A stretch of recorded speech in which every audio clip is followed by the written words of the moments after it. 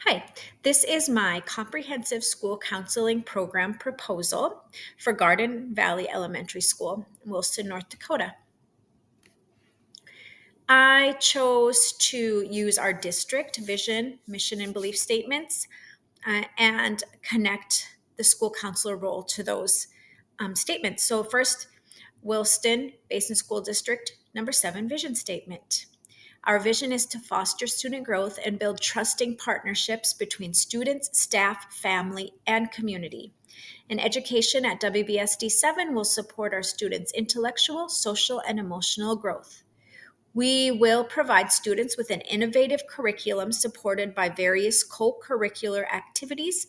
The outcome of our efforts will empower students to make a difference in their community and world. I thought this is so closely related to our work as school counselors because we are supporting our students' intellectual, social, and emotional growth through the use of classroom lessons, through small group and individual counseling activities.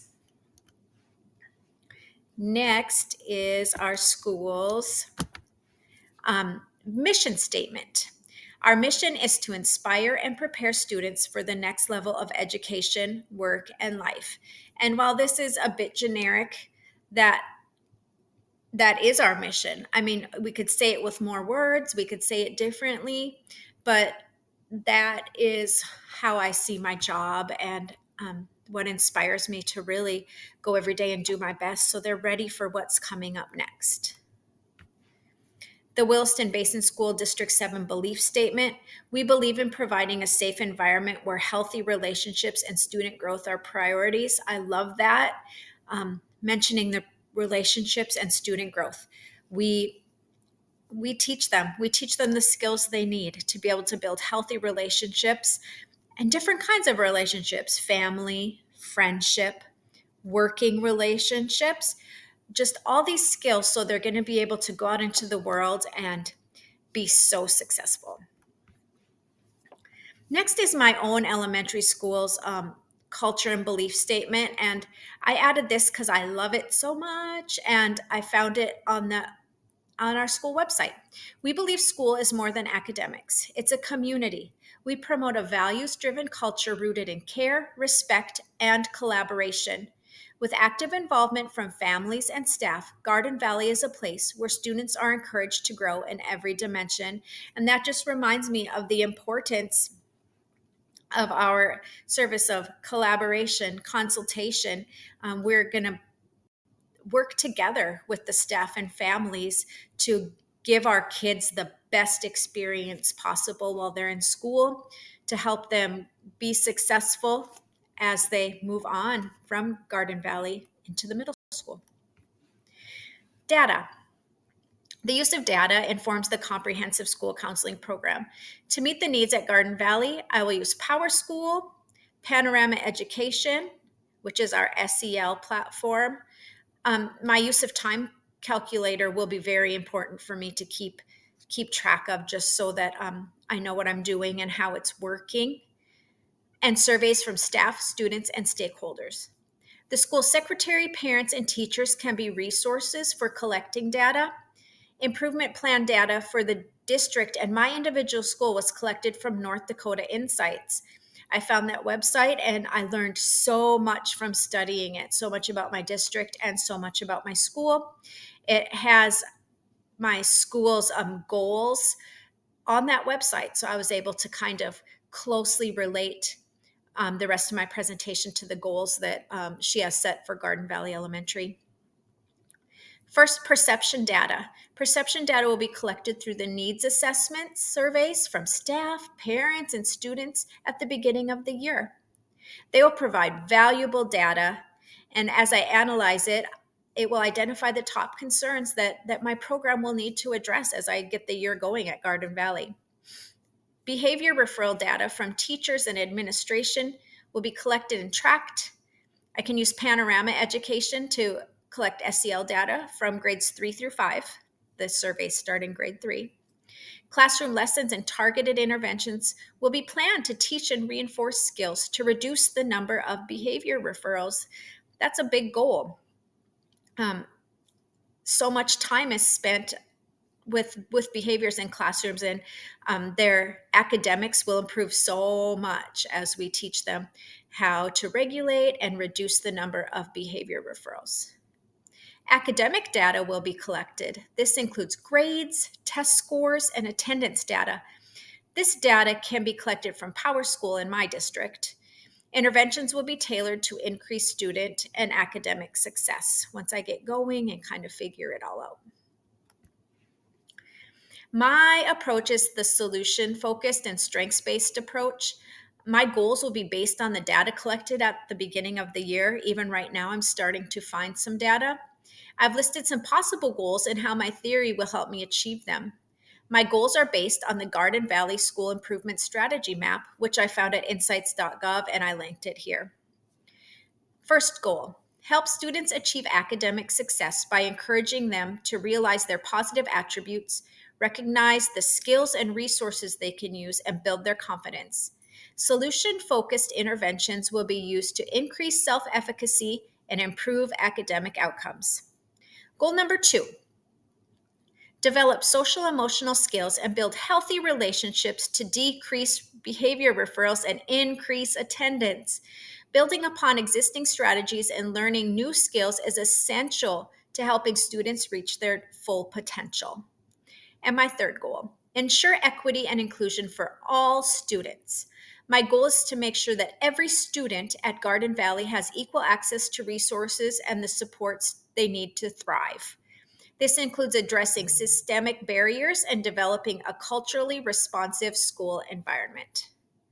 Next, I've linked my calendar in this picture here, so you can check that out. But I included all of the lessons that I plan to teach, and I included all the special events that I know of that I'm going to be participating in, and to kind of have a roadmap, although it will have to be a bit fluid with the classroom lessons if the data shows that the lessons I chose won't be the most effective lessons. Staff development. I would like to assist the staff in the development of trauma-informed practice. One, I would like to educate them on the impact of trauma and the awareness of brain states. Next, heavy emphasis on resilience and strengths-based approaches, like building positive relationships and restorative practices. Next, provide practical strategies for the school environment. We can build trust by meeting the students' physical and emotional needs first before we do other interventions, or even before they can learn. We have to meet those physical and emotional needs. Next, as a school, we can develop mindfulness and coping skills that will improve behavior, improve attendance, and improve their grades. Lastly, I would really like to emphasize staff wellness, because that can be a huge issue, and a regulated teacher is able to help a student stay regulated. I'd like to help them recognize the warning signs of burnout, talk about resilience and support, and self-care. The advisory committee, such an important thing that we do as school counselors to help us to have a well-rounded program and to help us to have some accountability. The reason: the advisory council is a representative group that gathers to give a representative voice to school stakeholders through dialogue and critique. The members should include students, guardians, educators, and a range of community members who can offer honest and constructive program feedback. And the rationale: the advisory council provides a structured way to gather input from school stakeholders on the school counseling program goals and effectiveness. The team members are advocates for the program, assisting the school counselor in promoting the program and increasing community support. And last, I've linked my first meeting agenda in this box. Lesson plan. This solution focused and strengths based lesson plan was created for middle school students. The focus is on learning to communicate effectively with annoying peer actions and behaviors. I feel this was a good lesson. It had a lot of meat, and it would really, really be meaningful to the students to learn how to state what they don't like and also state what they would prefer somebody to do instead, as opposed to just using mean words or saying something that would demean another student. Meeting the needs of all students. As far as responsive services, I noted individual counseling, small group counseling, crisis response, referrals, consultation, and conflict resolution. As far as individual planning, we have the academic planning, career planning, social emotional planning, and consultation and collaboration. System support, we have data analysis, program management, professional development, 504 meetings, maybe IEP meetings, community outreach and advocacy.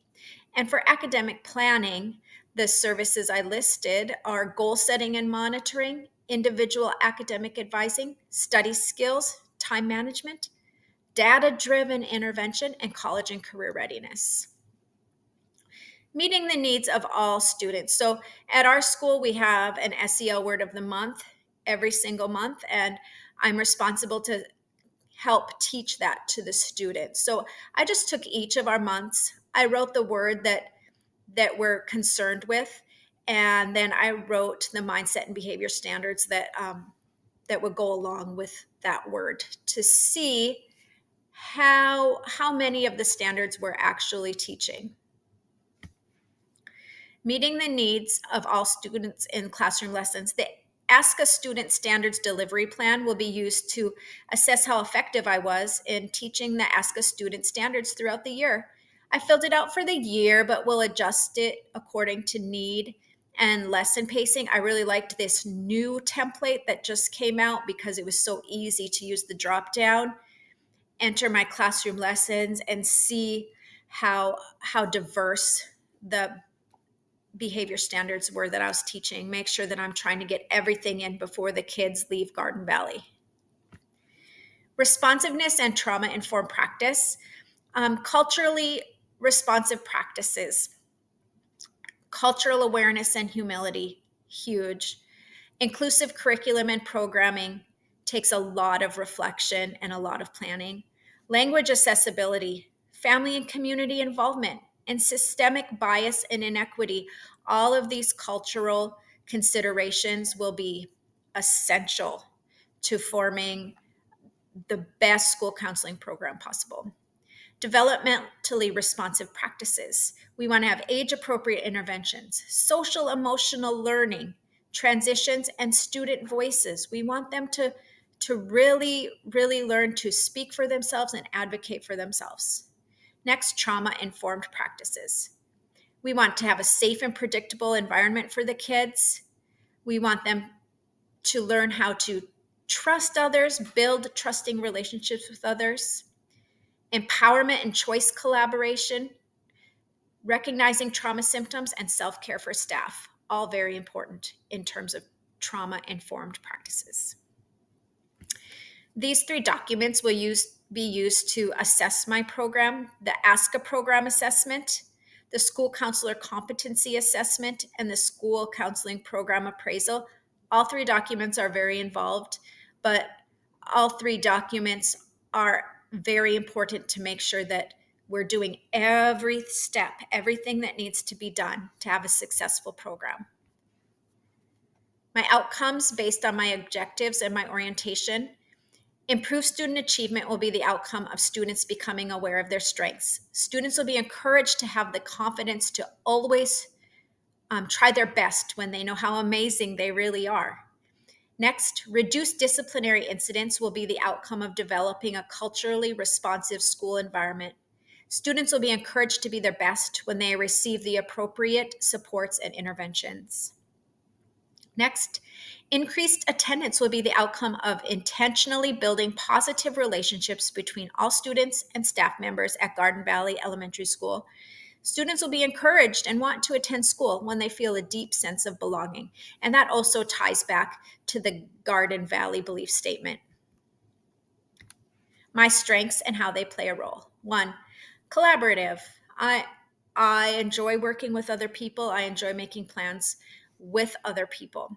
The school counselor must work effectively with a variety of stakeholders. By engaging with others, we can get a holistic view of our students and work with others to create effective interventions that will have a positive impact. Next, empathetic. I'm a little bit older than average, and I really have developed a deep sense of empathy for others that I didn't have when I was younger, I don't think. Modeling empathy is important for teaching students how to regulate their emotions. Showing empathy helps people feel heard and valued, which fosters stronger relationships with students, school staff, and families. And next, I am resilient. I've had to learn to be resilient. It's a skill that I've developed, and now I consider it one of my best strengths. The work of a school counselor is unpredictable. Resilience allows the counselor to remain calm, focused, and solution oriented under pressure to provide consistent and compassionate care to our students. That is the counselor that I hope to be.